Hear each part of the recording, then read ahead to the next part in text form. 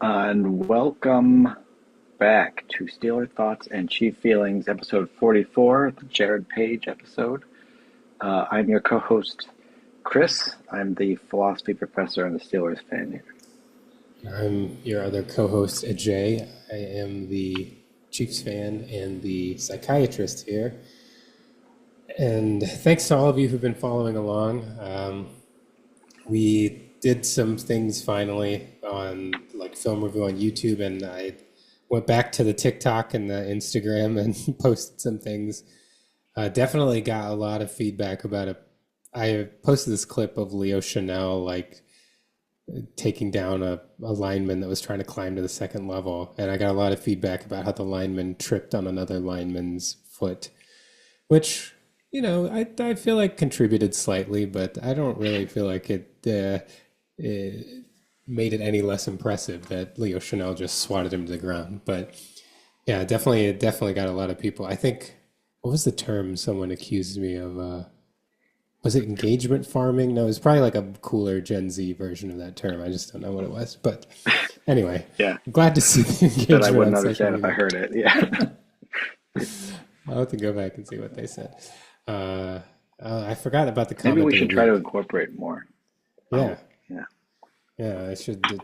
Next time, I'll save that one for a comment of the week if I find it. Anyway, it's the season preview pod.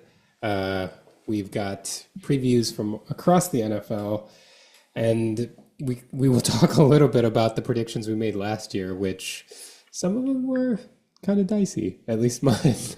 So hopefully better this year. Just bad. Um, yeah. But we'll go division by division. We'll do what we did last year. But do you want to start by just looking at some of last year's? Um, Yeah, just let's. to give a sense for how bad we are at this before we Well, why don't we start before we this? make the new ones. What do you feel like was your? Well, I'll give you what I think was my best division, the one division that I did okay in. So I didn't have a lot to choose from. It was the AFC North. I actually had the order correct: Ravens, Steelers, Bengals, Browns. Um, Beyond that, yeah, it wasn't so good. So maybe we'll just go to your best division so that I don't have to look at Man, mine I'm looking anymore. at my divisions here. They are not, there's nothing that great. Um, I mean, What was your well, worst division winner that you picked? uh, I picked Dallas. So did That's not I. good. I had Dallas winning the East too. Oh, I good. also And picked San Francisco. so did I. Yeah. Which is too bad because I was down on San Francisco. I just didn't have the stones to pick someone ahead of them in the division. Yeah. I unfortunately also picked the New York Jets to win the East. Oof. Oh, yeah. Yeah. That's Uh, and I had the Falcons winning the but South. That wasn't as bad as the other ones, but yikes. I mean, I had Tampa Bay third in the South. I Yeah, think I me just too. like chronically underrate Tampa Bay, which is, I think I learned that lesson this year, but we'll see if I learned it too late. Yeah, Um, so yeah. yeah. All right. Well, let's go down. I think the important ones are our locks. Um, let's go. We'll go one by one, back and forth. What your locks were, division by division. So, for Okay. me in the NFC East, my lock was that Daniel Jones will not start for the Giants next year. I'm very happy with that one, as he is now in Indianapolis. What about you Yeah, for the and NFC that's East? like not that's not a pedestrian lock. Like mine was pretty pedestrian. I just said the Eagles won't finish worse than second in the division, um, which was true, but also not a remarkable pick. Well, if there's any place to be safe, it's the locks. Which, True. I which, mean, yeah, that's right. But also the NFC East is like historically just hard to know what's going to happen. So I guess oh that yeah, I you know mean, it it was was a little hard risky. this year too, as we're about to go over in our future prediction. Yeah, it's well, we'll go to the NFC North. I thought this was safe, and it ended up being like one of the worst predictions I've ever made. I said that the Vikings would go under 7.5 wins, which wow, and they went 14-3. You know, yeah. I mean, is that worse than my pick that I Caleb Williams wins Offensive Rookie of the Year? I feel like that was just a stupid all around pick. He's playing for Chicago. It's of any particular player, the chance that they're going to win it. It's just not a good lock pick. I think that's really what was wrong with Yeah. it. Yeah, it was a little bold for a lock. But I mean, apparently so was mine, and I thought that was a great pick. I think we even have a short of me being like, Kevin O'Connell is not going to be able to overcome Sam Darnold for the Vikings, and he was actually. So that did not look good. Um, Moving on to the NFC South, my lock for the NFC South was no team in the NFC South wins a playoff game. Which, thank you, Jaden Daniels, for beating the Bucks 23-20 to make sure that that happened. My lock here is not. I said New Orleans. I think this is what I said. I might. This strikes me something that I might have changed before the podcast. But what I wrote is that New Orleans will be a strong contender for the division title. The reason I'm skeptical is because that's very vague. Whether they were a strong contender for the division title. I mean, at some point, did they? I don't actually. How did that? How? How did Remember that they go? they started 2-0 with like multiple 40-point games, and I think they finished like 5-12. Oh yeah, that's right. And they had a couple real like gift wins in there, I think too. So Yeah. yeah. Um, yep, not a good one. Moving on to the NFC West, I'd said every NFC West team loses at least 2 games in division, which turned out to be true. That was good. I mean, I said San Francisco will win at least 11 games. Yeah, sorry. uh, In the uh, AFC East, I said that the Patriots will pick in the top 5 this year. I think they picked third, so that was all right. yeah, I said they would finish last in the division. Uh, Okay. that was right, right? They were behind the Jets. Yeah, yeah, they were Uh, last. They were almost last okay. in the league. If they hadn't beat the Bills in week 18, they would have been last in the Oh league. yeah, I forgot about that. Um, Yeah, New England fans were actually like not happy about no, they were not. Missed out on, I think they would have drafted Abdul Carter. So we'll see how he goes. He plays this year for the Giants.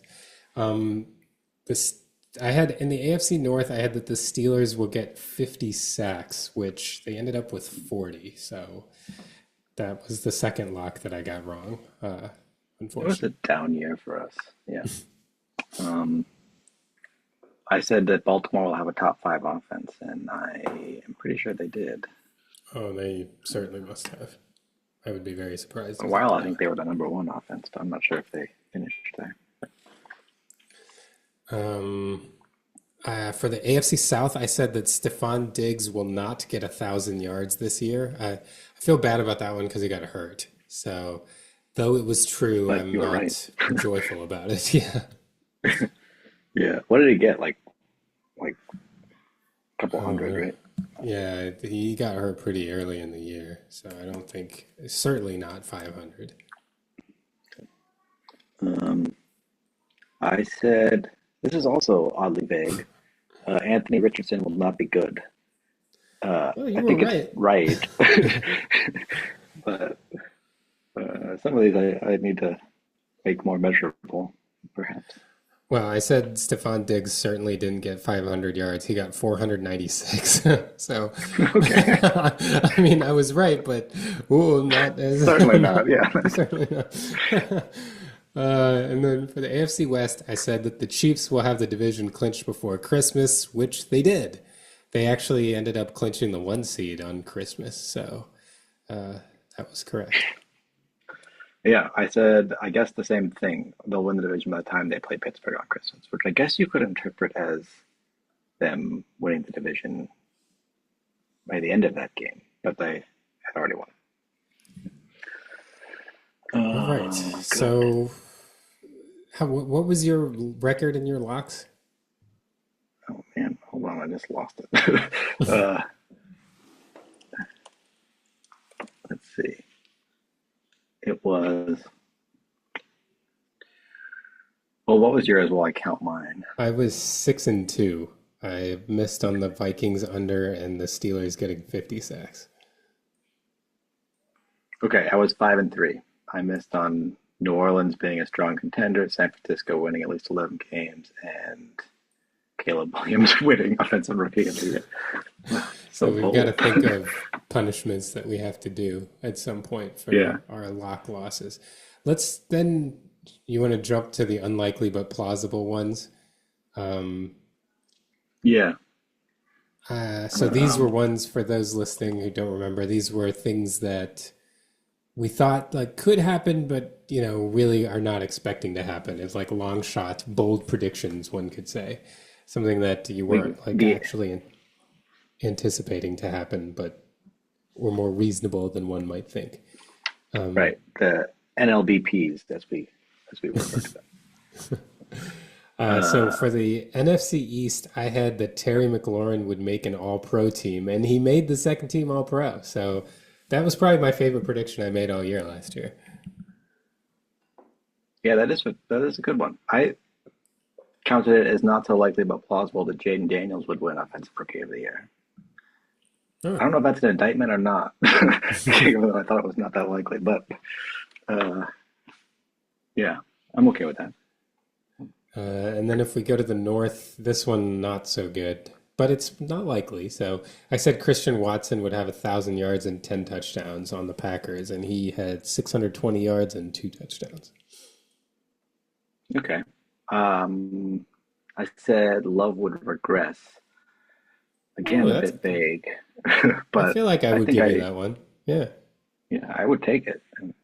Uh, Wow, you're 2-2 on our NLBP. um, Okay. For the South, I said that the Panthers will be looking for a new coach again this offseason. That is not happening. So, oh, that is surprising. What didn't they have? Like how many? They do it every year, right? yeah, they did. I mean, this is the first continuity year. I think they had 3 in a row where they fired their coach. Yeah. So, too bad. Um, I said there was not so likely but plausible that they would be competitive at the Panthers. Eh, I don't I think mean, I'll they gave take some that. teams a run for their money. Like they gave the Chiefs a run for their money. Yeah, I but don't think they were globally competitive, unfortunately. everyone could be very locally competitive. um, the challenge is to make it global. For Um, the NFC West, I had the 49ers miss the playoffs, which was a lot more likely than I thought it was. yeah, uh, yeah, that is a good one. I said that the Rams could bottom out. Um, did they bottom out? They didn't do well. Well, they Uh, did make the playoffs, and they all I remember is did them they? like giving yeah, didn't they gave You're the right. Eagles a I run for their forgot. money and Oh yeah, but that okay. Yeah, I remember being okay. Yep, they were okay. I can't take that one. They did not bottom out. But last year I was concerned about Stafford getting old, uh, and I think we'll see that's still on our minds this year. But anyway, yeah. No, I can't claim that I got that one the AFC East, I said the Dolphins finish under 500 and they went 8-9, so barely squeaked that one out. right. I said that Aaron Rodgers gets injured for the year in Week 1 again. That did not happen. I think he played every game, right? I think so. So quite wrong. So, The, the North, AFC North, I said the Browns will move on from Deshaun Watson, which I feel like I can claim. Like, I know he's still on the roster, but he's certainly not going to play. yeah, yeah, I would give you that. I said the Bengals missed the play. Is that what I said? I said the Bengals missed the playoffs. I think that was my not so Oh, likely but plausible pick. nice. Um, it's not labeled very clearly in my notes, but that's an over narrative. That's not a narrative, so it's probably the NLDP. Nice. Yeah.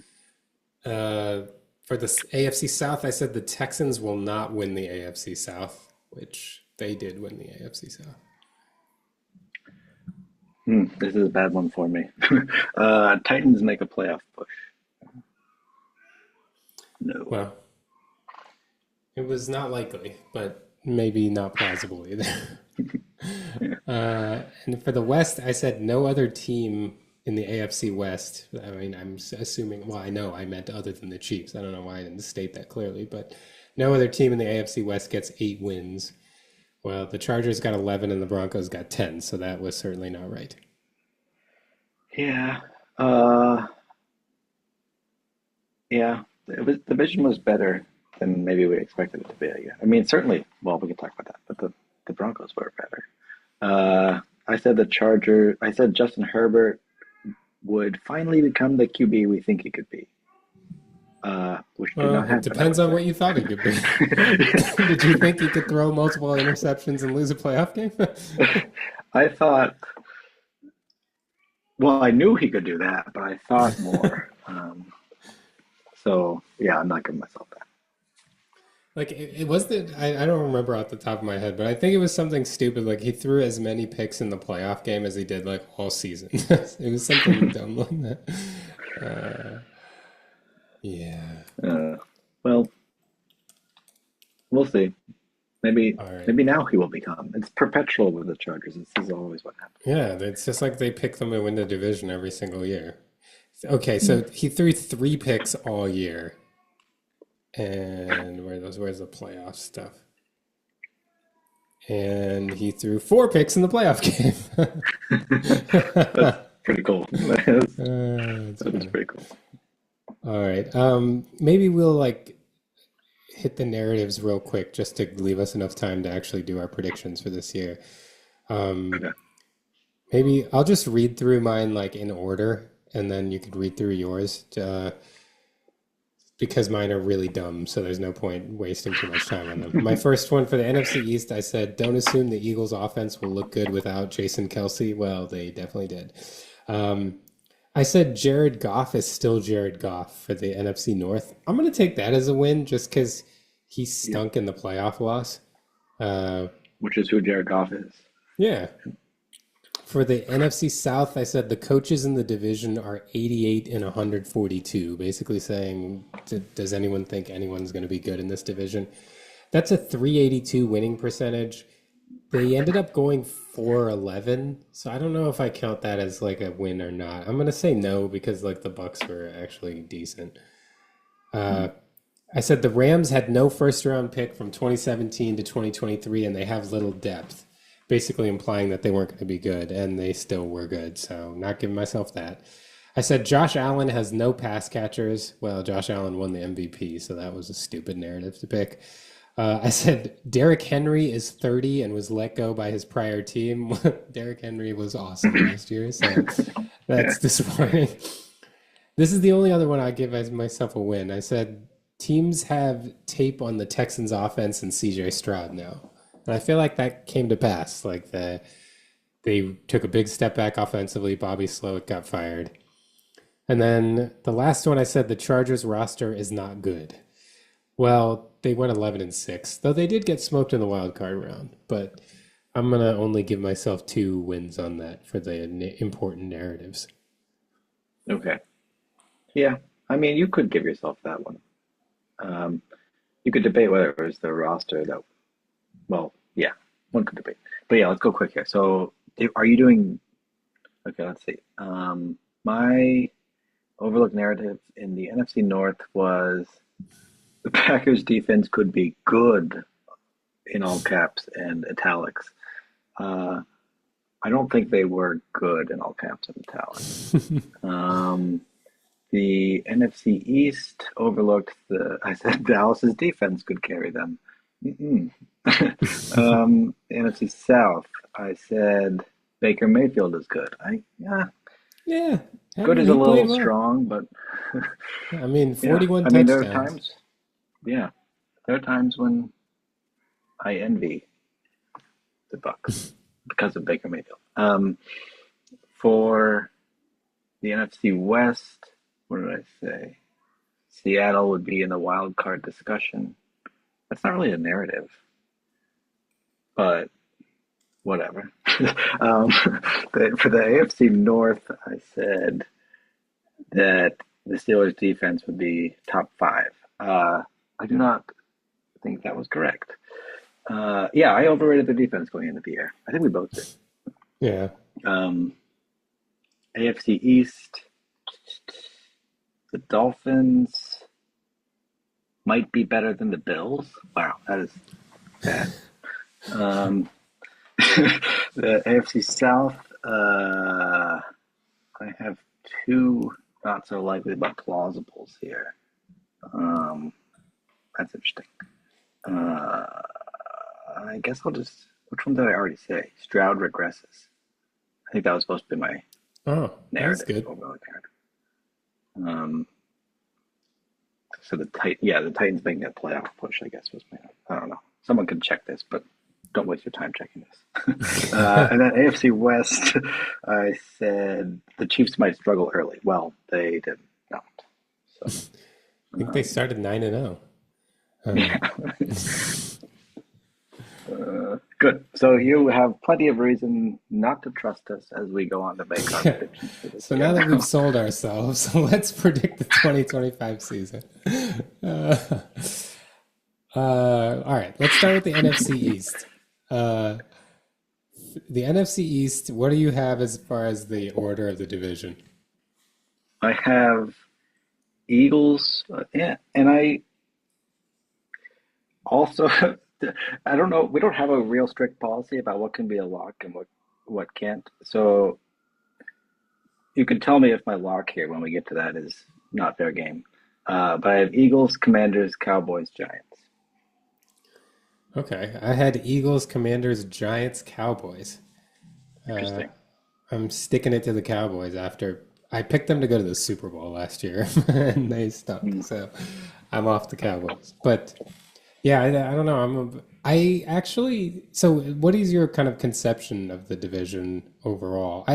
For me, it's like, I kind of think the final three teams are all going to be kind of in the same spot. I'm imagining the Commanders regress a little bit, and I think the Giants take a little step forward, and I feel like all of them are like between 6 and 9 wins, and I'm having trouble like pulling them apart.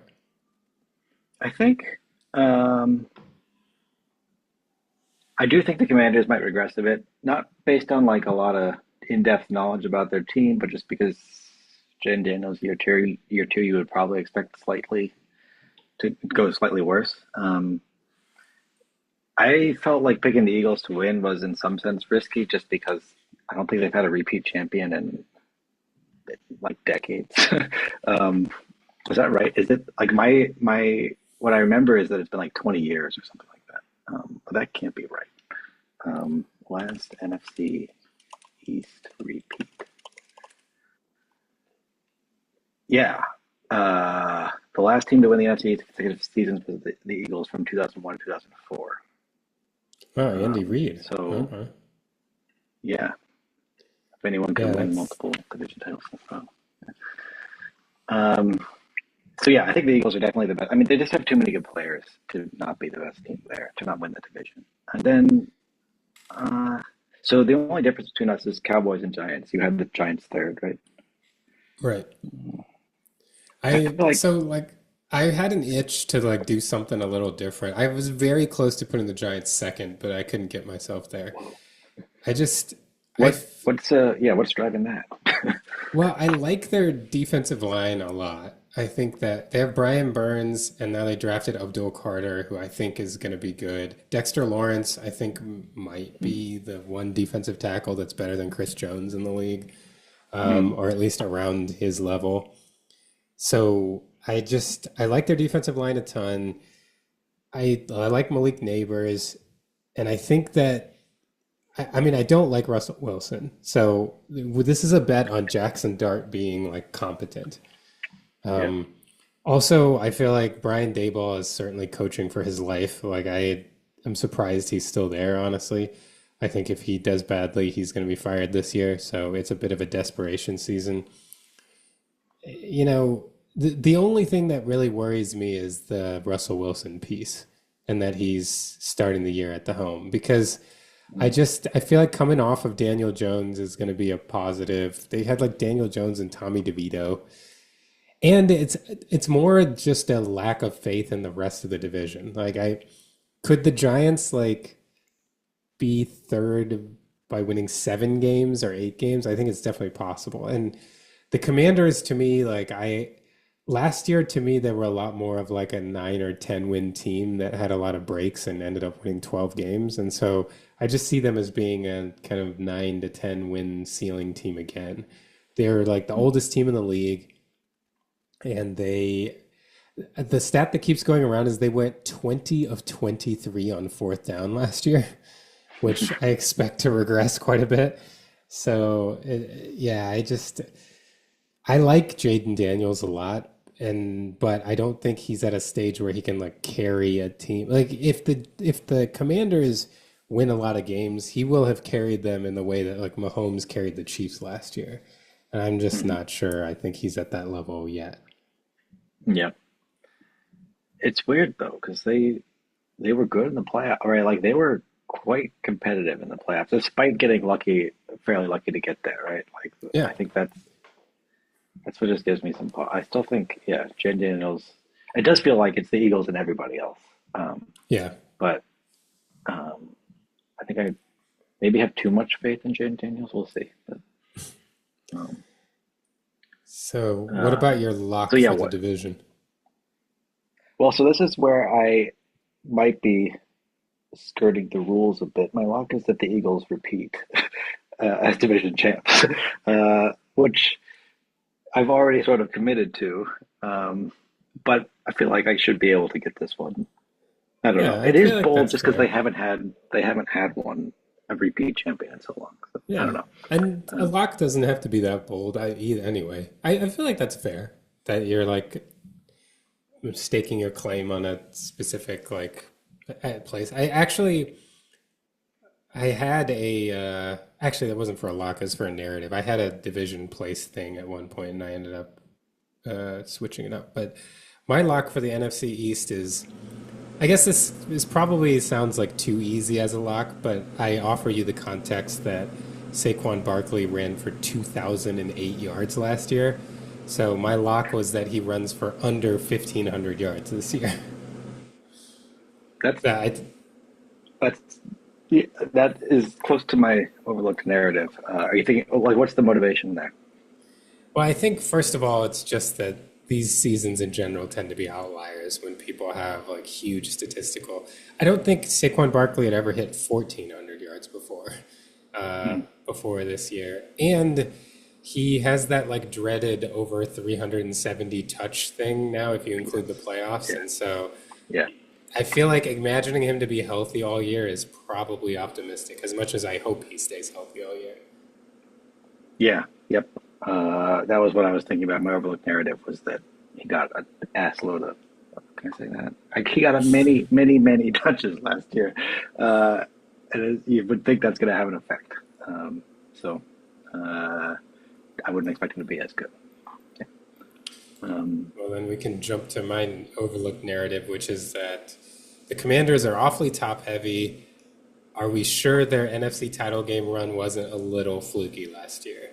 Um, I, you're right that they played really well in the playoffs. They also did get a Jared Goff meltdown game, and in addition, so just I wrote the stats down, and I hate that. I just it's really hard for me to come off my opinions on quarterbacks. So I like when I've felt this way about Jared Goff for a long time, and he had a 37.6 QBR, a 59.7 quarterback rating. He threw for 313 yards with a touchdown and 3 picks. And then on top of that, Ben Johnson made the decision to let Jamison Williams throw a pass that got picked off too. So they did. There was a bit of a Lions offensive meltdown, but the Commanders were really good offensively in that game. So, but I see them as, and I know we're gonna have to take a break in just a second, but it reminds me of occasionally in the NBA, you'll get these teams making the conference finals just because things break their way. Like the Atlanta Hawks did it one mm, year, the Portland Trailblazers one year. That's kind of what I see this as. It's like, not that they're not a good team, but I don't think they're a Final Four team yet. Yeah, that's fair. Yeah. Should we take a break and come back? We have to do our NLBP still for the NFC East. Sounds good. And we're back. With So we did the narratives, right? yes, we are on the NLBP for the NFC East. All right. What's your NLBP? This is a little risky, but it's not likely. I'm saying it's not likely, but the Cowboys look smart for trading Parsons. I Oh, I feel kind of like like this one. I feel like it's just, the move was like so unexpected that you have to think maybe they know something more than we do. And he does have this back thing, right? So like maybe that's worse, or there's reason to think it's worse than they have reason to think it's worse than it's looking like it will be. I think. Well, I don't know, but uh, yeah. So like by the end of the season, that's what I'm saying. Maybe they will look smart for trading. I don't think it will happen, but Yeah, or at the very least, like long term. What did you think of the trade overall? Like when you saw it happen, what was your reaction? mostly it was excitement for I have a friend that's a Packers fan, and so like he was thrilled. So it's like that's just thinking about him on the Packers and what difference he could make there. I think was mostly. I wasn't really thinking about the Cowboys except for like why would you do that? But this could be a reason that you do that. Like maybe Yeah, there's something going on I was there. What was surprised initially because like we've seen this a million times and it always ends with Jerry Jones just paying the guy. So yeah. like it was weird, like even in recent memory, like Ezekiel Elliott, Dak Prescott, CeeDee Lamb, like they have these contract standoffs and then they end up paying like market or above market value. I so I would not have done this trade, but I don't hate it as much as everyone seems to. Like I feel like everyone's like it's a no-brainer win for the Packers. And then Mm. like Micah Parsons is very good. And like I don't know that getting two first round picks and like a serviceable defensive lineman who is, I mean, serviceable might be unfair to Kenny Clark. He's definitely not as good as he used to be. He's not the all pro he used to be, but he's an above average defensive tackle. Getting that and the right to not set a do have like a market setting contract for because like Micah Parsons is extremely valuable and he's a lot less valuable at 47 million a year than he was on his rookie contract, you know. Hmm. So like would I have done it? No, but I don't think it's like a stupid trade. I Hmm. and I don't know that like you clearly should expect to get more because there's always that tax of having to pay a guy, right? Like that's why they didn't get more picks because the Packers have to pay a ton of money for Micah Parsons. So I don't know. Like I feel like it's one of those where it's like, did the Packers win the trade? In my opinion, like probably, but not by a ton. Yeah, that's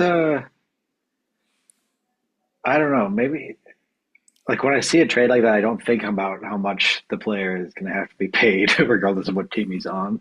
So I think that's a certainly an important factor here, and it makes also me wonder. It makes also me wonder. That's a nice sentence or phrase.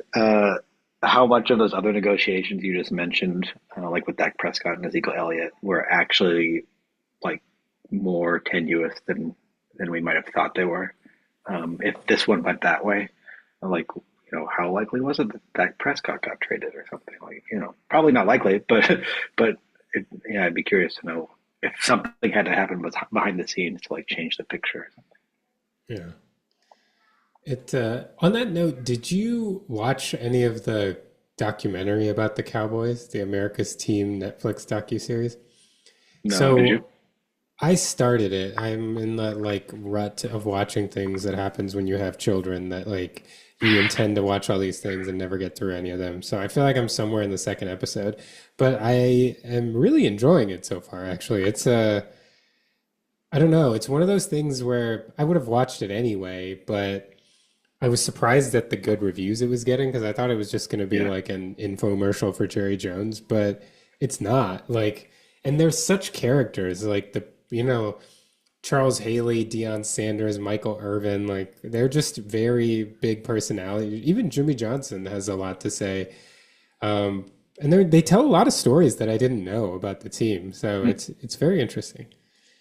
But it Yeah, really that's cool. shows you like the Jerry Jones mindset. Like he believes That's in what I was what he going to ask. Like, how believes much and do he you learn thinks he about? knows. Yeah, like he so they start this with the story of like basically he wagered his entire life on buying one like oil well and just like hoping that it would spew oil. Like basically it was just like a, and it did, and like that's what got him enough money to buy the Cowboys. Like, and he would have It's essentially crazy. been like broke and no chance if it didn't give oil. Like, he's that kind of guy.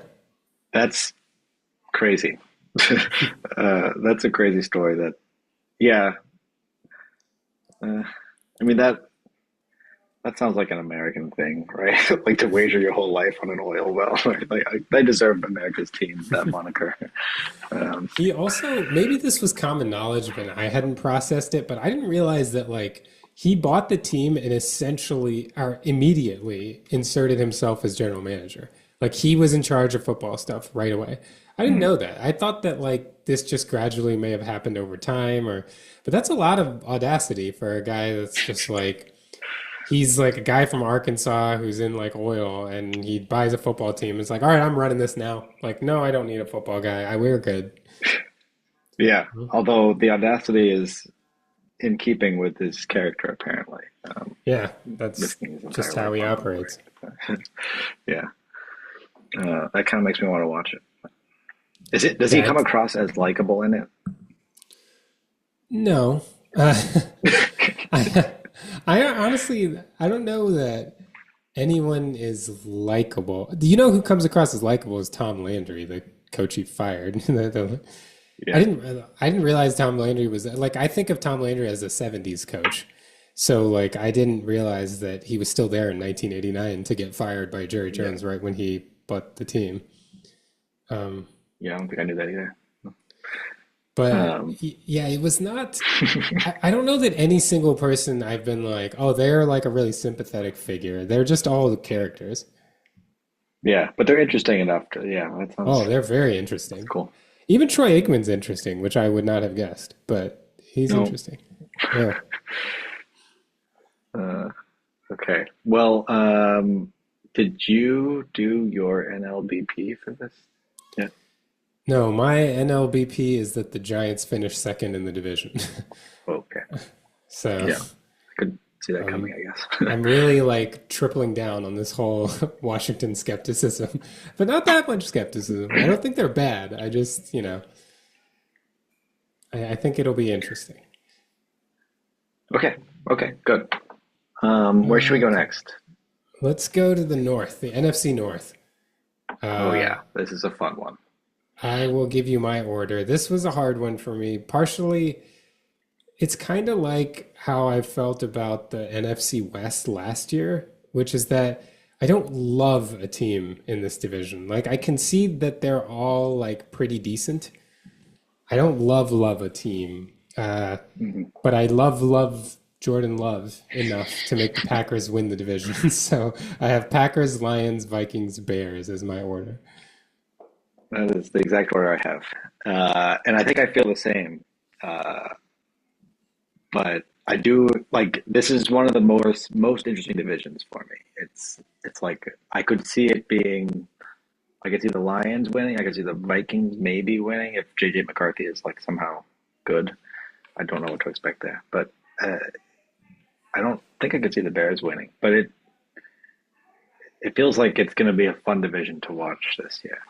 I put it that way. Yeah, I think it'll be very entertaining. I agree. And yeah, I don't think the Bears are bad. I think the Bears and Vikings are the two teams that I could see a wide range. Like I wouldn't be surprised if either of them was terrible, but I also wouldn't be surprised if either of them had double digit wins. Yeah, yeah. So Well, what's your lock? my lock in the NFC North along the same lines, every team loses two games in division. It worked for me in the NFC West last year, so I'm doubling it down with the NFC North this year. That's a nice one. Um, my, excuse me, lock is that there are at least two playoff teams here, which is Ooh, that it's not that bold, but it's like a little bold, I think. yeah. So, Okay. um, it would be very surprised if there weren't two playoff teams Yeah. here. Although, again, like I feel like I'm always going to be a Lions hater. I think, yeah, I could see the Lions like just missing the playoffs. Yeah, I In mean fact, they lost. Is that relevant to what's about to come it might be. up here? It might be. Yeah. Yeah. No, I could see that given the coordinators they lost and whatnot, but I don't know. I like them now, so it's hard for me not to be optimistic about them. But all right, so what's the overlooked narrative here? So the overlooked narrative again won't be surprising when I say it, but like this is the division full of every single quarterback to me is like a promise but has never delivered on anything quarterback. Jordan Love, Jared Goff, JJ McCarthy because he hasn't played, but some people are excited about him, and Caleb Love. Who's Caleb Love? Oh, he's an NCAA basketball player. Caleb Williams. Williams. Um, so yeah, to me this is the narrative of like the promise but never delivered quarterbacks. Can anyone step up and like actually have a game? And by that I even mean like to the extent that Brock Purdy did in the NFC Championship 2 years ago when he came back and beat Jared Goff and the Lions. Like nobody in this division has had a moment like that. And can one of them kind of stand out as like the reliable quarterback of the division or a reliable quarterback in the NFL? I mean, what about didn't Jordan Love have a really nice game against the Packers in the playoffs 2 years ago? Not the Packers, the Oh yeah. Cowboys. Um, Oh, that's true. But I like that's to that's the me, closest I might get there. yeah. To me that game was just an all-out like crap the bed by the Cowboys. Like their defense stunk, their offense stunk, like everything. Like yeah, I mean Yeah, that's true. yeah, That that's is a fair. notable playoff win for sure. And he played well, I thought, against the 49ers the next week too. Mhm. He lost, but I thought he played well in that game. But yes, I don't know that I would give him like that full because by that token, like Jared Goff beat the Rams in the playoffs 2 years ago. That was a pretty That's good win. fair. Yeah, Um, so yeah, they're definitely been close. Like they've had their moments, but I don't know that any of them is like a quarterback where I'm like, you are a reliable quarterback now. yeah. I do. Yeah, I guess that's certainly the narrative for the Vikings and Bears for me, and I guess the Lions and Packers too. But I think Jordan Love is like the one that I have the most confidence in here. But that's not a lot of confidence. Right, A right. lot of it is based on that playoff run. Yeah. um, so good. Okay. My overlooked narrative is that this is not even. I mean, arguably not even overlooked, but some people are just surprisingly excited about the Vikings. But JJ McCarthy is essentially a rookie, and I don't know how you can be that excited about them, not knowing Well, what he's going to be like. and he's a rookie that like essentially didn't throw the ball in college. Like Yeah, he, he played under Jim Harbaugh. They were a run first team. Yes, he did have some tough situations because of that, where he'd get in third and longs and have to make a throw, and he made some good throws. But like in general, like he was not a high volume passer. Yeah, I agree with this. Like, well, we have no idea if JJ McCarthy is going to be good. yeah, good. Okay. Um, Overlooked again might be a little bit strong there, but I think some people are just oddly excited. Um, what about the NLBP for this division? The Lions missed the playoffs. I There guess I it should have seen that one coming. Yeah. is. uh, anything more to any more like peroration about that one, or yeah, that's pretty self-explanatory. Well, I also think the parallel you can draw, in addition to my forever skepticism of Jared Goff until he proves me wrong, is they remind me of the Eagles after they made the Super Bowl in 2022 and lost both of their coordinators. If Ben Hmm. Johnson's really as good as we think Ben Johnson is, and if Aaron Glenn is as Yeah. good of a defensive coordinator, like that might have an impact. And Dan Campbell strikes me as along the Nick Sirianni lines, like someone who's more of like a people person and a motivator than an X's and O's guy. So he's going to need some X's and O's guys. Yeah. Yeah, that's interesting. Um, and yet he's way, way more likable than Nick Sirianni, for some reason. I agree with But that. my NLBP here, which I felt better about earlier when I wrote this down, but I said Caleb Williams has a better year than Jordan Love, which again, I think this just speaks to like I don't know what, like, I'm not overly confident in any quarterback in this division, but, Yeah. I could see it happening. Yeah. I could see that. Um, all right. Then let's go to the South. What's your order for the South? Buccaneers, and then Falcons, Saints, Panthers. I don't think that's that surprising, but maybe it Okay. is. Well, I was close. I said Buccaneers, Falcons, Panthers, Saints. Okay. What, anything? I mean, I don't know. I guess I could have gone Panther. Yeah, I could have gone Panthers Saints too. I don't think I have anything in particular I that made me go just that way. But I feel like the Saints are fighting the Cleveland Browns for the worst quarterback situation in the league. So I just don't know. Like I have no faith in Spencer Rattler, and maybe that guy Tyler Shuck will be a quarterback, but I don't love the like old guy who like just got found as being good recently in college. I think he's already like 25. mhm. Um, it's like Bo Nix, who you think I have stuff to say about Jared Goff. Let's wait until we get to Bo Nix. I'm excited about Bo Nix, or about what you have to say about Bo Nix, based on that. Yeah, because I kind of think Yeah, I don't know. Well, we'll get there. I Okay. don't know. Yeah, I don't Um, know if you've seen what people are saying about the Broncos this year, but whoo, this is yeah. I have stuff to say. But yeah, that'll be exciting. Yeah. Um, well, okay, so we have all similar order there. But what's your lock for or my? I guess you do the lock first. I'll do the lock first. The Bucks make the playoffs. That's a stupid lock, but that's what I wrote. So I think you're going to be right on that one. I have, and this kind of informs the order in Division Two. I have the Saints picking the top five this year. I think they're going to be terrible. yeah, okay. I could agree with that.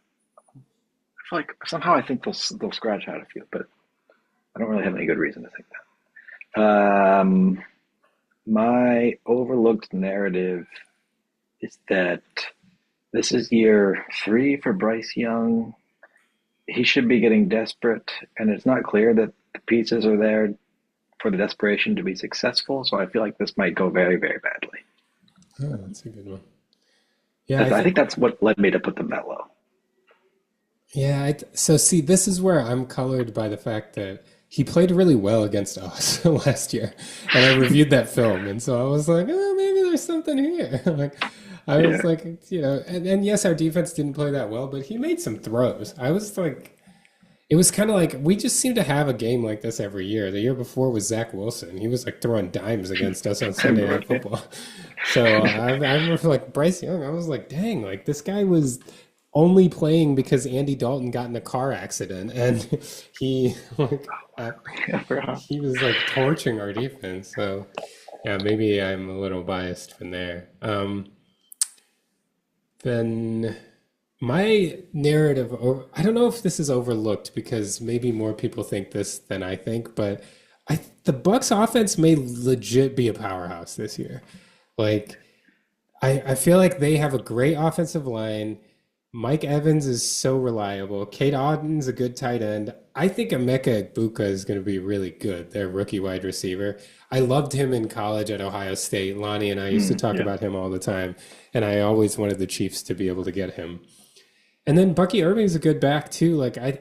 And Baker is slinging it, and when he slings it, he's going to throw picks, but he throws touchdowns too. I feel like this offense may come together and actually be like really, really good. That's a nice. That's a nice. So you're saying top five, or not that, just very good. Yeah, I think it could. That might have, if I did an NLBP on them, I might have gone maybe. But honestly, I don't think it's that unlikely. Definitely top 10. I feel like they could be top 10 and like at least fighting for top five. Hmm. That's cool. Yeah, I think that's a plausible case. How old is Mike Evans? That's my only question. I think he's like 32, 33. He's definitely Okay, getting so he's toward the like, point where you're like, yeah, 32. Yeah, but he just turned 32, so I guess oh, that helps. okay. um, yeah, that's a. It's weird to think of it that way with Baker Mayfield at the helm, but Yeah. yeah. Um, okay, my NLBP is kind of similar in spirit to my NLBP for the NFC East, with the Cowboys looking smart, maybe. Um, is that Penix is good, um, because the pick was just so inexplicable that maybe they saw something, and something good happens there. I mean, I don't know. This Uh, is this is funny because we have a very similar pick. It's just that I went even less likely than you did.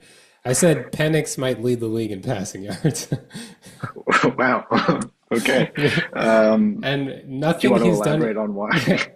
not much that he's done in the NFL would lead one to think that, as he has like, I don't remember what it is, but it's something like 700 yards and 500, 5 starts or 3 starts or something like that. But I remember watching him in Washington in college, and he was just like a huck the ball deep guy, just like, Hmm. and I feel like they're not going to be that good overall. They'll be like kind of competitive. They're probably going to be losing a lot.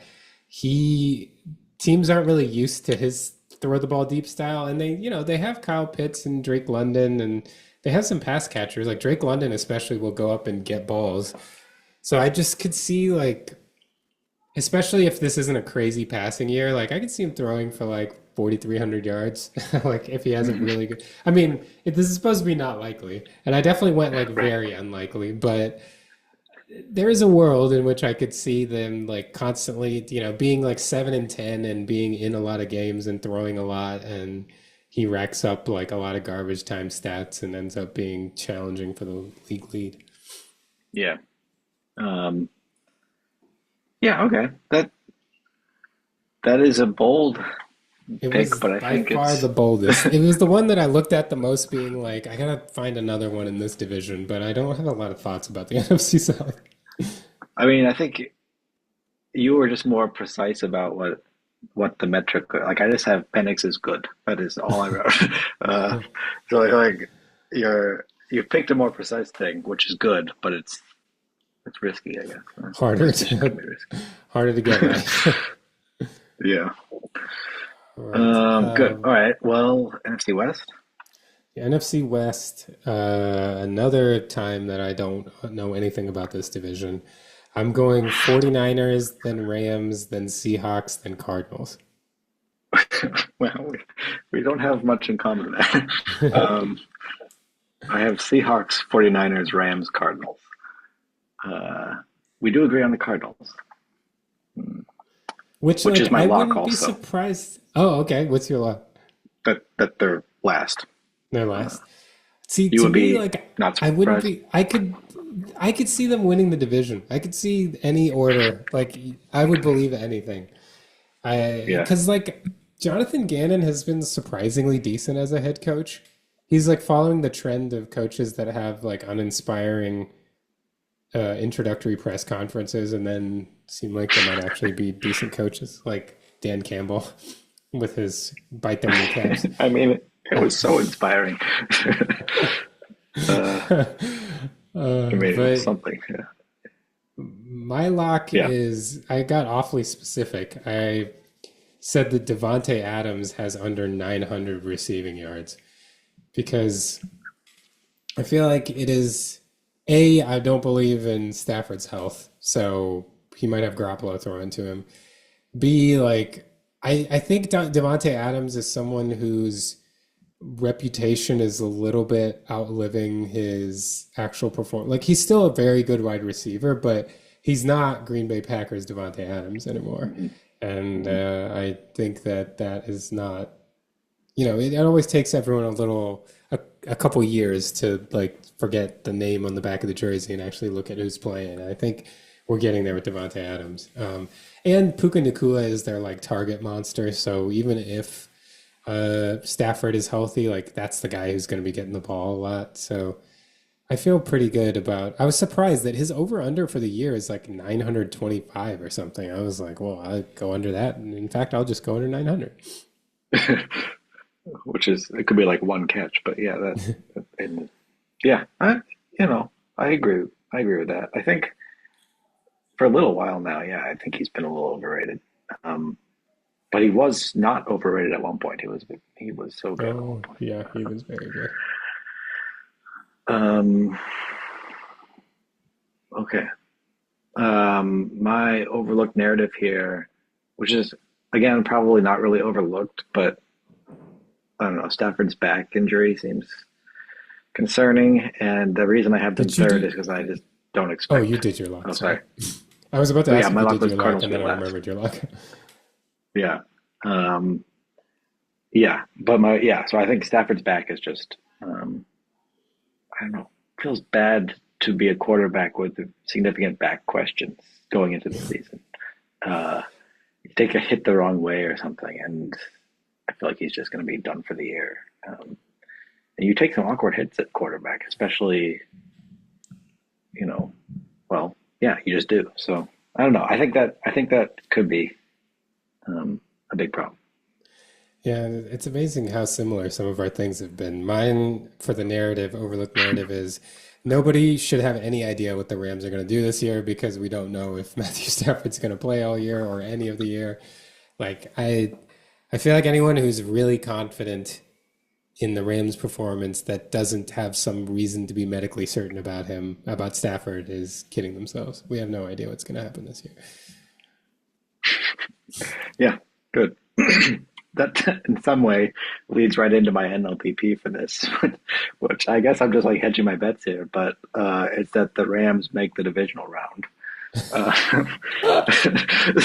so either Stafford is going uh, to do amazingly well and they'll make it to the divisional round, or he'll have back problems and won't play most of the year. That's what I'm saying. Yeah, and so you have covered one side of it, and with mine, I non-likely but plausible, I said the Rams pick in the top 10 of the draft. So we've got both ends of it covered. You definitely heard something like correct about the Rams in the last four claims we made.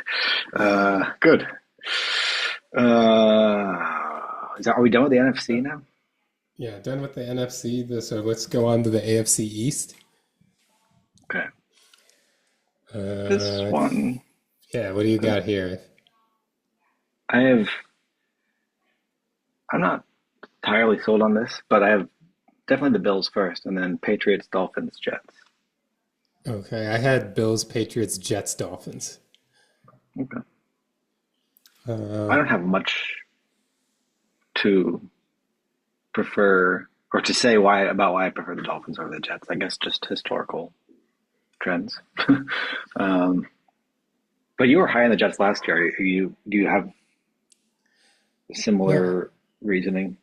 no, I think it's more just that I feel like Aaron Glenn is the kind of coach that creates a short-term improvement. Like he's a tough guy, he's a defense first guy.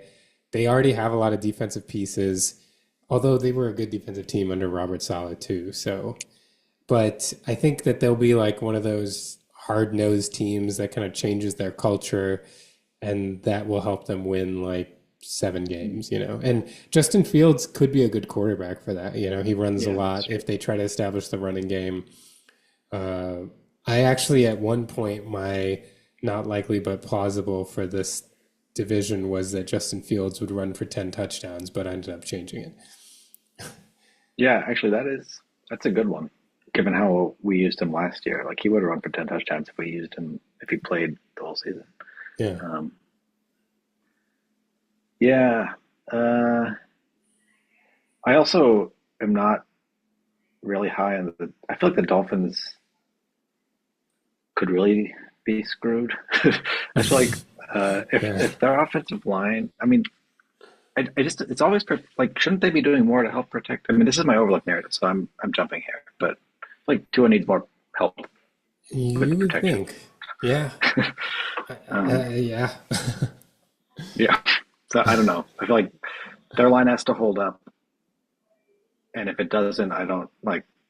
Yeah, they might be last in the division in that case. But, so I jumped around there, but that was my overlook narrative. All right. Do you want to let me? I'll do my lock just to make this very confusing. Um, my lock is that the Bills will have the division wrapped up before Christmas. I'm doubling down on that one. It worked for the Chiefs last year. I think it's going to work for the Bills this year. That's pretty plausible. Um, Mine is that the Patriots will at least double their win total over last year, which is not that crazy, right? They won four, I think. It would be crazy if they won more than four. If they won six or something. I'm pretty sure they won four. Yeah, they didn't win. Yeah, because they picked third. Yeah, Yeah. I would have believed three, but four sounds right too. I think it could have been four. Yeah, maybe it's yeah, whatever. They'll at least double it. I think Mike Vrabel in New England will be fun to watch. Like he'll be very comfortable there. He knows the environment. He could, you know, feel like he has the power to do things the way he wants to do them. I think that'll be cool. Yeah, and that dovetails into my overlooked narrative, which is that Mike Vrabel like always wins, regardless of how good his team is. They always seem to win, and they're really tough to play. And I mean, we played the Vrabel Titans a lot in Kansas City, and they were always really annoying to play. Um, and we had some really embarrassing. I mean, we lost 27-3 in 2021. That was like one of the worst Chiefs games I've watched. Oh So yeah, so one of the worst non-Super Bowl Chiefs games I've watched. We had some bad Super Bowl, but yeah. So I think when deciding on this division, it's like the Patriots will be heard from. I know they were really bad last year, but they've Mike Vrabel. He's like that, like the Michael Myers. I never believe he's dead. Like when he's got a team, like they're going to be competitive and annoying to play. yeah. I bet I bet that's true about them this year. Certainly.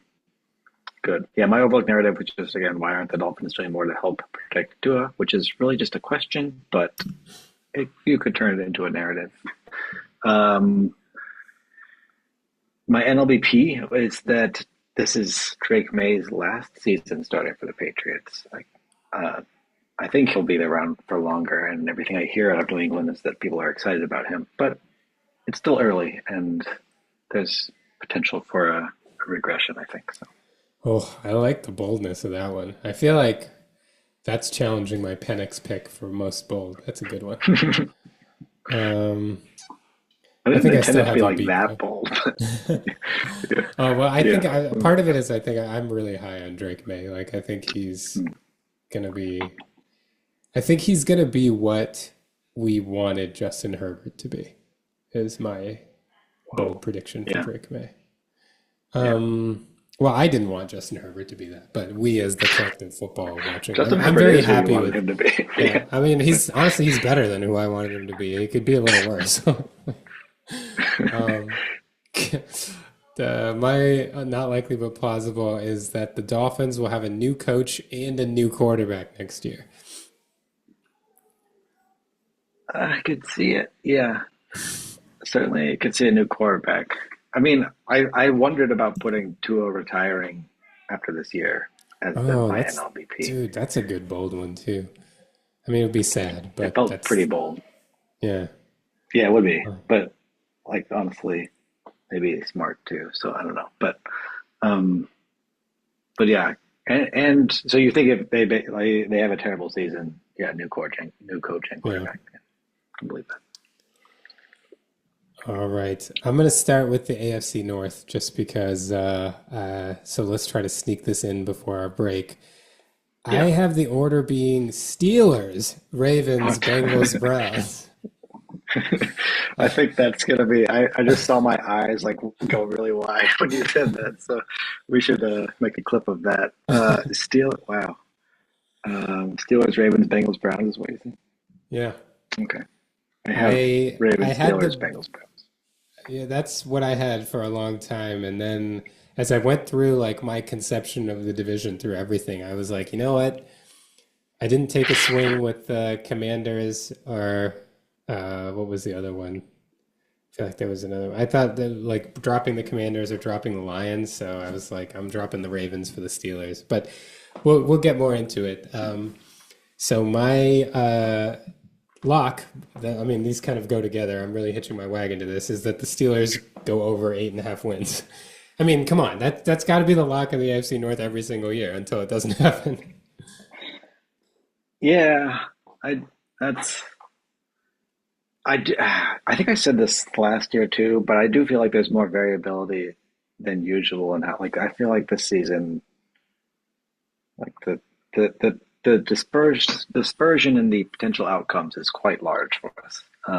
But somehow we always end up right in the middle. So I don't know.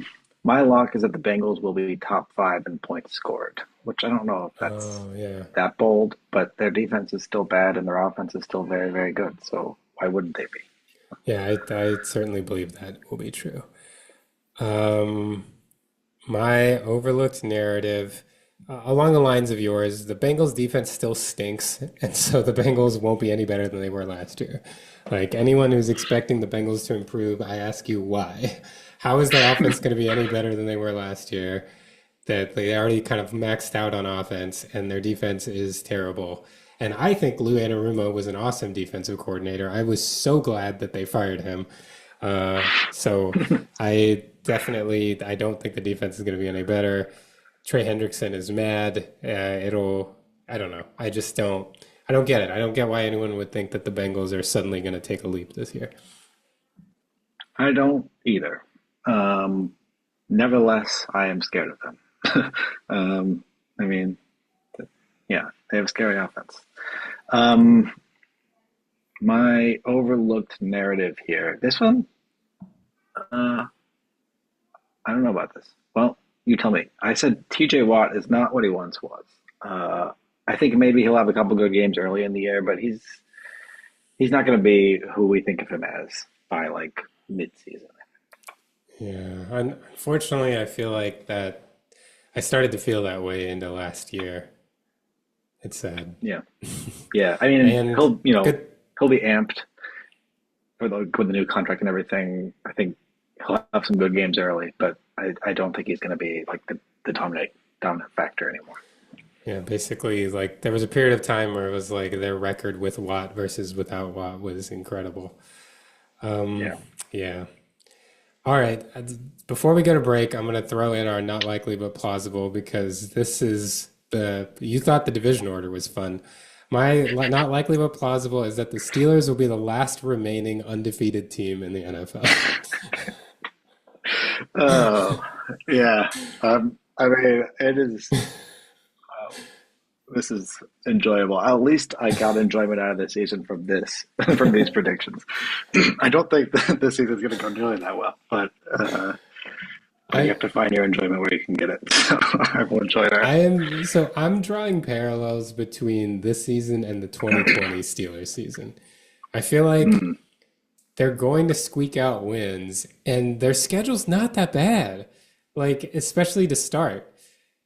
If they can win a couple of these tough, if they beat the yeah, Packers in week 8 and we win in LA, like I could see them not losing for a little while. And they're a top heavy old team. They might start the season well and like tail off, which is unfortunately what's happened recently. But yeah. I think they might look really good to start. Maybe not Okay. like stats wise or objectively, but they'll keep winning. Kind of like the Chiefs last year. Well, that would be a lot of fun, and I would dream for a bit. We have to go to break though, so we'll be right back. Guess who's back? Um, the we needed my NLBP for the AFC North, which is not that bold, but I said Lamar Jackson missed a significant time with an injury. Significant is my vague word here, which will be helpful with them deciding whether I got this correct or could be. But I feel like, you know, I don't think it will happen. But he plays the game in a way where that could definitely happen. And if we do win this division, I think it happens really only if something like that happens to the Ravens, because the Ravens just seem so good. Like I would be surprised if they're healthy, um, they should win the division. Yeah, I mean, that's definitely, I think that happened in 2020, right? That was part of the reason you all won the division in Yeah, 2020. So if I'm yeah, following my 2020 narrative, then yeah, I mean, there was a stretch of time where that was kind of, that was what happened at the end of the year, right? Lamar Jackson would suffer some kind of nagging injury, unfortunately. I hope that doesn't yeah, happen, but I could definitely see that happening. yeah. Um, okay, so the AFC South now. What did you have as your order for the South? I'm not that confident in this, but I have Texans, Colts, Jaguars, Titans. I had, whoa, okay. I am not a Colts believer. I had Texans, Jaguars, Titans, Colts. Interesting. Yeah. Okay. I don't have a lot to say about why I believe in the Colts, but I do. This will show up again in just a second. When we get to the NLBP. Um, okay. So we have some disagreement here. My lock and my overlook narrative are in a nice bit of tension here, which I guess that's already shown up. But my lock is that the Texans will make the playoff. Um, but I'm not positive about that. So, uh, yeah, what do you think? I think my lock is even more unlike, I said the Texans will get 50 sacks. They had 49 sacks last year, and I feel like they will be like their offense is going from like that run first offense to I think they'll be a little more pass heavy this year. So I think they'll have more leads and rush the passer more was my logic there. So Mhm. they'll go from 49 to 50 sacks. Um, I think I they'll assume make it's the at least playoffs 50, right? just because, yeah, yeah, exactly, at least. Yeah, I'm not Yeah. claiming to hit it right on the number. We mapped them uh, all out, right? I know what down it will I happen know on. which one. I think the Texans make the playoffs because I don't know who else makes the playoffs. Like, at, if there's ever like Trevor Lawrence is becoming the like Justin Herbert except worse, where we're just Hmm. like waiting for the year to come. Like, and I could kind of believe it happening this year just because new coach. So that would be like the last possible. Like Liam Cohen apparently did great things with Baker last year. So Hmm. but I feel like if it's not this year, then it's not happening probably. And I'm not Yeah. betting on it happening this year either. No, yeah. I'm not, I don't have any confidence that it will happen. Yeah, I agree. Um, I kind of felt like, yeah, the Texans will make the playoffs, and that was my lock because I also didn't really know who else would do it.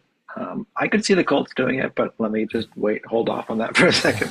Um, my overlooked narrative is that I don't know. The Texans have a lot of new offensive pieces, and I think their offensive line could really be a weak point, right? Um, Yeah.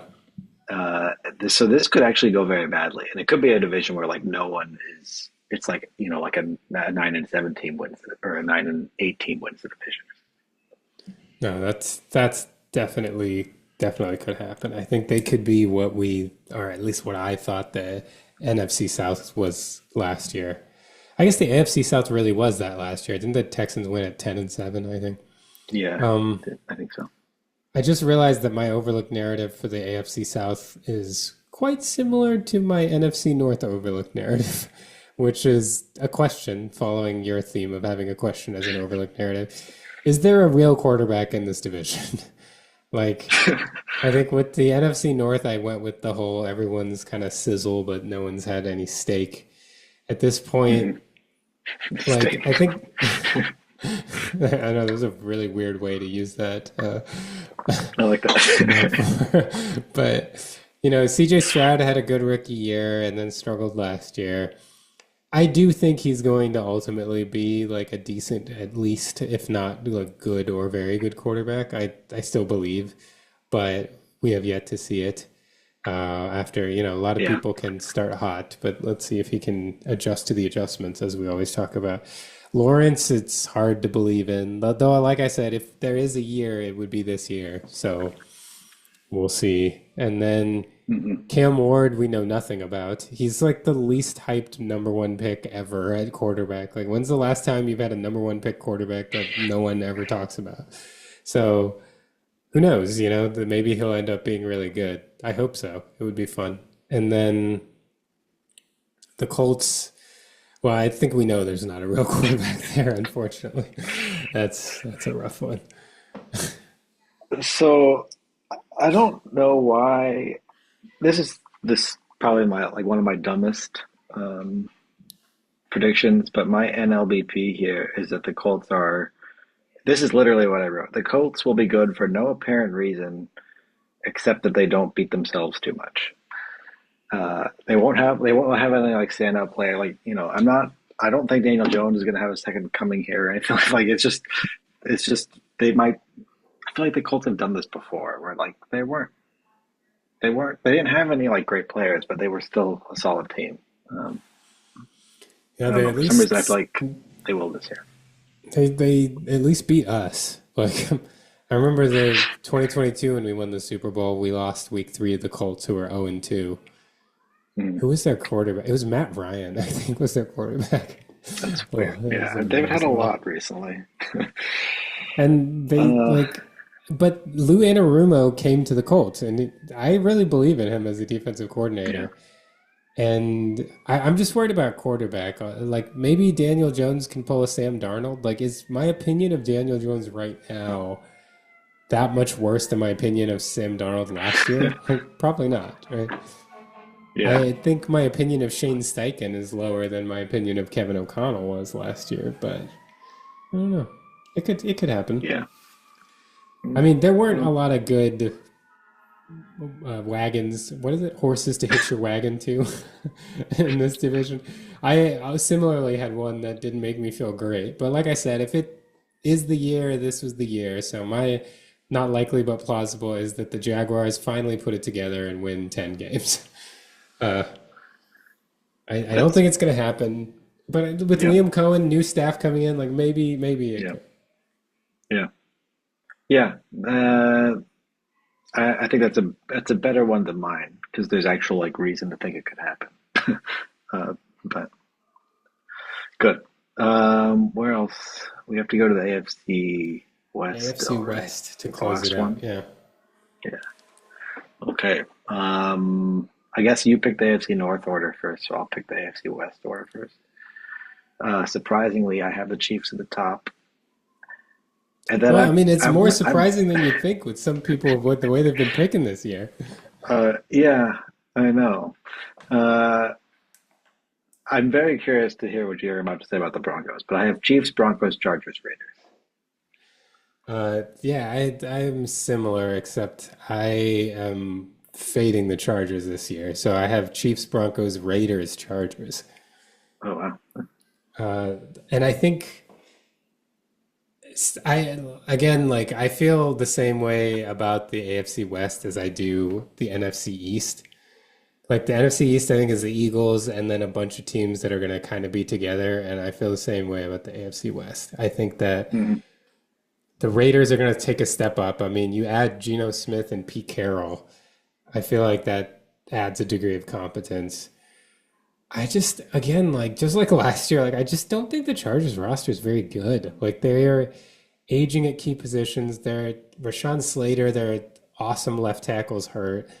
Joe Alt, a second year player, is now going to move from right to left tackle. which all linemen say is a lot harder than we think because we just play Madden and switch one person to one side and we're like, oh, good, they're good on this side. The same buttons, right? Yeah. Yeah. So I don't know. It's surprisingly been trendy this year for people to pick the Broncos to go places. Like I've seen a lot of people actually pick them to win the division. I think Bill Simmons has them in the AFC Championship game. There's a Oh, ton of Broncos love. I think the Broncos are going to be exactly what the Broncos were last year, which is a team that like barely gets to like 9-8 or 10-7. And I think that about every team in this division, which is why I kind of have them jumbled up. And I'm just, I think that the Chargers, everyone's kind of seen what they do. The Raiders are going to be new, and so that's why they get the little bump, in my opinion. Do you think my maybe I'm remembering the Broncos season inaccurately, but my memory was that Bo Nix seemed to improve as it went on. So when you say that, is that first, is that right? Like I remember him having some pretty like impressive looking games later, which might not have been as impressive as his stats looked, Yeah, but I think if they are what they were last year, I guess what is that? they're a team that beats bad teams. That's what they were last year. Okay. Like, I think that was the thing that is being most overlooked about the Broncos last year. Uh, Let me just pull up their schedule, and you tell me what's the best win from this schedule. Uh, so why did I pick Wikipedia? I have to scroll so far to actually see the schedule on Wikipedia. Okay. Yeah, So they lost at the Seahawks. They lost to the Steelers. They won at Tampa Bay. They won at the Jets. They won at home against the Raiders, at the Saints, Panthers, Falcons, at the Raiders, Browns, Colts, and then against the Chiefs backups. Those are their yeah, wins. that's true. That is true. Which good team did they beat? And the Bucks on September 22nd. Is that right? Yeah, that's Yeah. not, That's their no. quality So, win. And I remember that being a yeah. shocking win at the time, even given that, not that I had a huge opinion of the Bucks, but I think the Bucks had beaten, oh, they had beaten the Lions the week before. So who knows? Mm, Maybe a little bit of a trap game. But yeah, yeah. I mean, that was it. They didn't, and the teams that they lost at the Seahawks, they lost to the Steelers, lost to the Chargers, lost at the Ravens, lost at the Chiefs, although that was because of a blocked field goal, so I can give them that. Lost at the Chargers, lost at the Bengals. So I don't know. Like I Like that don't was a think fine they're a team, bad right? team. Right. They're a good team that beats bad teams and that isn't quite as good as the other good teams. Like that's and I don't see any reason to for whatever reason, like we're suddenly getting this incredible overrating of different Broncos players. Like national media are all like, Nick Bonito, like that's a blue chip player. And I was like, okay, like a year ago, only us that played the Broncos knew who Nick Bonito was. Like he's good. Like I don't like playing against him. Like Zach Allen's better than Nick Bonito. But the Broncos have always had guys like this. Like they have B plus to A minus kind of guys. Like that's what the Broncos have been for a long time, actually. I don't know. I think Pat Surtain is really good. Uh, Mhm. and I don't know. Again, I'm not trying to poo-poo the Broncos. Like they were a tough team. They're always a tough team for us to play. But the Broncos, honestly, last year weren't that different from the Broncos of like the last 3 or 4 years from a Chiefs perspective. Like they're good, they're annoying, and they don't beat a lot of really good teams. Do you think Bo Nix takes a step back this year? Oh, we will certainly get there. Okay. All right. Well, let's do our more, yeah. So the locks first. My lock is that the Chiefs score at least 435 points, Ooh. uh, which is 50 more than they scored last year. I think they scored 385 last year. So Yeah, I like that one. the offense will be, I mean, that's not a hard lock, I don't think, to believe in, but I guess it's a little risk. Yeah, I mean that's like more than 25 points a game. Like that's nothing to sneeze Yeah. at. Yeah, I like that one. That's a good one. I didn't think about doing something about the Chiefs. Well, I did a little more of a specific thing with the Chiefs offense. I think my lock is that Travis Kelce gets back to 1,000 yards this year. Uh, Ooh. he hasn't in 2 years, and I just, we talked about him looking a little smooth in like the just motions he did because we didn't see him run a pass pattern in the first two preseason games. Well, we saw him run a pass pattern, a few in the third preseason game, and he looked a lot more like 2022 Kelsey than 2024 Kelsey. Uh, Mhm. and he admitted that he like changed his workout regimen for the past couple years and now has gone back. He's a couple years older, so I don't think he's like 2022 Kelsey was awesome. I don't think he's necessarily going to be that, although that would be great. But I think he's going to be a lot better than he was last year. Do you still think? I mean, I keep asking this question, so I apologize for being it. Does he retire after this year? Oh, so my wife and I had a long discussion about this because I have said that, this is the first year to think about maybe he retires. And I really, like, I could certainly see it, but I would not be surprised if he comes back. Like, I really do believe him when he talks about like wanting to play until the wheels fall off. I mean, he's got everything, right? He's got the entertainment industry waiting for him. He's got more free time with Taylor Swift waiting for him. So I certainly could see it happen.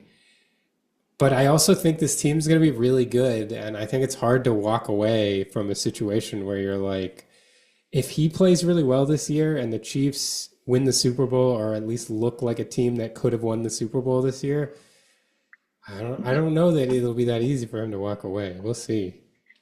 Yeah, yeah. I guess we should also just mention uh, that he's engaged now to Taylor Swift. I don't know what else to say about that, but for people that want to say a lot about it, um, we mentioned it, so don't say we didn't mention it. Uh, okay, good. Yeah. Well, that feels bold to me. A lock that he'll be 1,000 yards, but you know better than I do, and he has looked nice in the preseason. So. Yeah, and it's really more just a hedge against last year because in 2023 he was essentially a 1,000 yard receiver. Like he missed week one with an injury and he missed week Uh, 17 sitting on the bench and he got like 900 and some odd yards. So I feel like he could be that level. And he definitely didn't he wasn't as good as 22. He just seemed like hurt kind of all year. But 22, he was excellent. And I mean, he made a man miss against the Bears. And I saw him do that like once all year last year. Like last year, Travis Kelce was catching the ball and getting hit immediately and taken down, except when he played the Steelers. But we had a whole yeah, discussion we about gave him space. Yeah. that. And he still had like negative yards over expectation, yards after the catch. And he had like an Like obscene number. 50 But something? Yeah, I don't know. yeah, it was something crazy, but it was still negative over expectation. I think he'll go back to a positive yards after catch over expectation guy. Not by like what he used to be, but a little bit. When they calculate the yards over expectation, do they take into account the player's age, or is it just like the average player at I that think position? it's just the average player. Okay.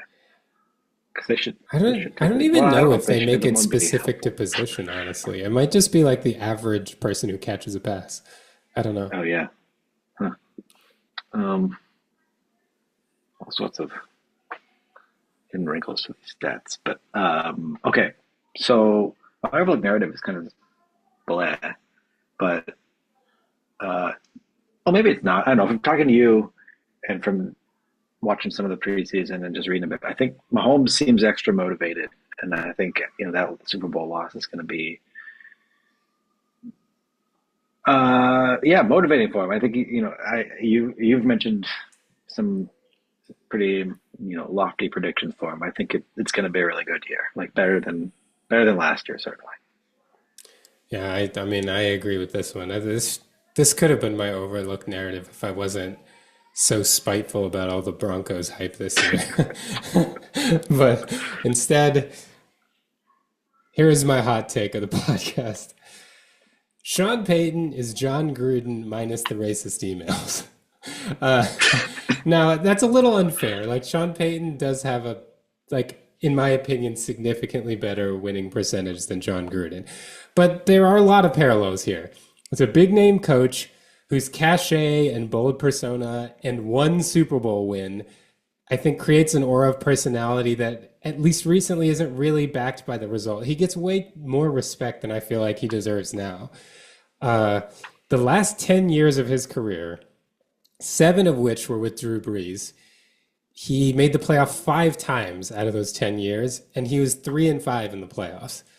But we still treat him like he's like an Andy Reid level genius, or like, he's a good coach that is a big name. And I think because of that, we're like, oh, he's gonna go take the Broncos to the Super Bowl. Like, no, he's like when John Gruden was with the Raiders. I feel like everyone thought of him as like this big coach, and it was just like he won a Super Bowl so long ago. Like, why are we still treating him like he's the next coming of Andy Reid or prime Bill Belichick? Mhm. And also, like, along these lines, like, we just saw CJ Stroud struggle when defenses adjusted to his style. Like, why do we think that Bo Nix is going to level up? He now everyone has tape on him. The thing about him coming out of college was he was a system guy. Sean Payton is a good system creator, but now everyone's seen the system for a year. Like, I think it's way more likely that Bo Nix takes a step back than he continues to progress. Not that he's not going to be a decent quarterback. I think he might be a starting level quarterback, but I'd be surprised, honestly, if Bo Nix has a better career than Derek Carr. Derek Carr was like a good quarterback for a long time that like maxed out at being a good quarterback that couldn't beat great teams. And I think that's what Bo Nix is going to be.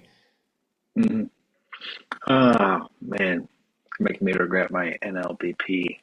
But uh, yeah, I I mentioned you've said this. You had this kind of like I don't. You haven't had quite that comparison for Sean Payton before being John Gruden without the emails. And who knows? Maybe the emails are there. We just don't have them. But uh, I always it feels like yes, that feels quite right to me, quite accurate to me. And then I think yeah, but Mike Tomlin statistically is very similar.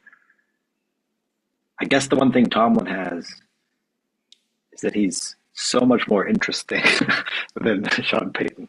And maybe that's but why I, I give him more slack. but I would What were you also gonna say? argue that I don't think Tomlin gets the respect that Sean Payton does in the national media. Like, Mm, there were people calling for Tomlin to be fired a couple years ago. Or like they were speculating about whether Tomlin was gonna like his contract was gonna be renewed. Like we would never hear anyone say that about Sean Payton. Uh, yeah, Sean Payton that's went right. 7-9 3 years in a row with the Saints with Drew Brees. 3 years in a row. Yeah, yeah, yeah. That's And that's true. true, he's had other end of the spectrum. Like he's had 13 win seasons, whereas Tomlin hasn't had one of those in a while. But I think Tomlin gets a rep as like a steady coach, a guy who manages difficult people, but not as like, oh, we've got Tomlin. We're gonna take a quarterback who was like everyone thought was overdrafted and was like a college like cast off until he went to Oregon, which was like his sixth year in college or whatever. And we assume that because Sean Payton, like no one else in the league is saying this. Sean Payton was like, this is my guy. I've only felt like this about this guy. And because he thinks that, we all think he's good. Like Tomlin was like Kenny F and Pickett, and we were all like, "Oh, Kenny Pickett must be yeah, good." that's true. That's true. Although I had my moments. Yeah, yeah, that's right.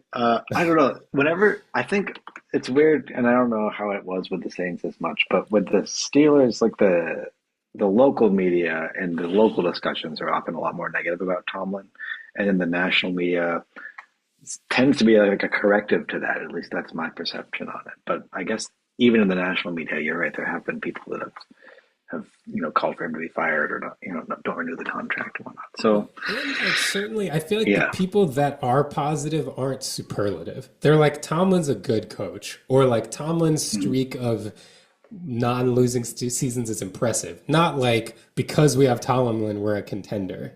It's not like mm. that level. Yeah. Yeah, good. The other thing. I guess I wanted to ask about with your Bo Nix prediction, which is like very plausible. And I'm trying to figure out like why I don't quite, I'm not quite on board. Oh, wait Right. till you hear my I mean, the prediction, NLBP. yeah, well, I think ours are going in opposite directions here. But like, yeah, CJ Stroud struggled in year two, and because there was all this. Yeah, you're right. Like Bo Nix year two, why will we not expect him to be worse too? Especially if he's assistant QB and there's all this tape. I don't know. Like, I guess that's yeah, that kind of trumps what I was going to say. But I was going to say is that his like upward trajectory last year, if it really was that much of an upward trajectory, makes me think that he was like getting the hang of it, and we should expect that to continue. But if it really was that he was just getting a hang of that system, and now there's tape on that system, then I don't think that's really something that we should expect to continue. So I don't know. We'll have to see.